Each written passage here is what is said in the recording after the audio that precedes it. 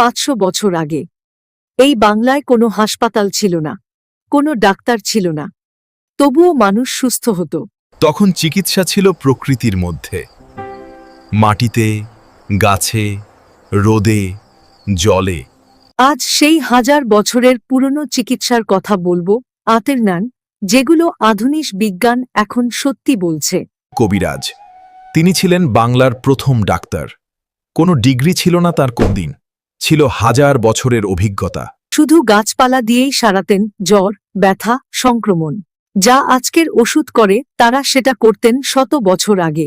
আধুনিক বিজ্ঞান এখন সেই একই গাছ নিয়ে গবেষণা করছে আর বলছে, আতানিউ, কবিরাজরা সঠিক ছিলেন। ছোটবেলায় দেখেছ হয়তো নত, দাদি একটা কাপড় গরম করে পেটে বা পিঠে চেপে ধরতেন। হাসতে মনে হতো তখন। কিন্তু আজ বিদেশে এই একই পদ্ধতি হিট থেরাপি নামে বিক্রি হচ্ছে 1000 টাকার মেশিনে। পদ্ধতি একই, শুধু নাম বদলেছে আর দাম বেড়েছে। সকালের রোদে শুয়ে থাকা, এটাও ছিল আমাদের পূর্বপুরুষদের চিকিৎসা। শুনতে সাধারণ লাগছে, কিন্তু এর পেছনে আছে বিজ্ঞান। সকালের রোদ থেকে তৈরি হয় ভিটামিন ডি, আর ভিটামিন ডি হলো শরীরের সবচেয়ে বড় রোগ প্রতিরোধ অস্ত্র। আজ সেই একই ভিটামিন ডি ক্যাপসুল বানিয়ে বিক্রি হচ্ছে, অথচ প্রতিদিন সকালে একটু রোদে দাঁড়ালেই বিনামূল্যে পাওয়া যায়। মধু 1000 বছর ধরে ক্ষত সারাতে ব্যবহার হয়ে আসছে। আমাদের দাদিরা জানতেন এর শক্তি। আজ বিশ্বের বড় বড় হাসপাতালে মানুকাহানি ব্যবহার হচ্ছে ক্ষত সারাতে। বিজ্ঞান এখন সেটাই কনফার্ম করছে যা আমাদের দাদিরা জানতেন।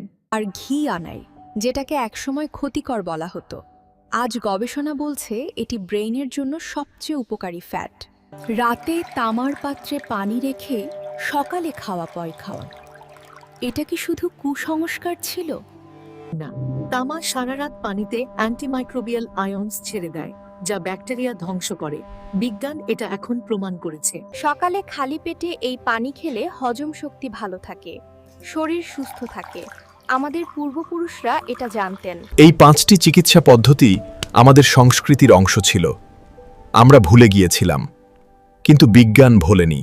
আমাদের পূর্বপুরুষরা বোকা ছিলেন না, তারা প্রকৃতিকে বুঝতেন, 1000 বছরের অভিজ্ঞতা থেকে শিখেছিলেন। অজানাকে জানো। এরকম আরও অজানা তথ্য জানতে অজানা তথ্য চ্যানেলটা সাবস্ক্রাইব করো আর বেল আইকনটা প্রেস করতে ভুলো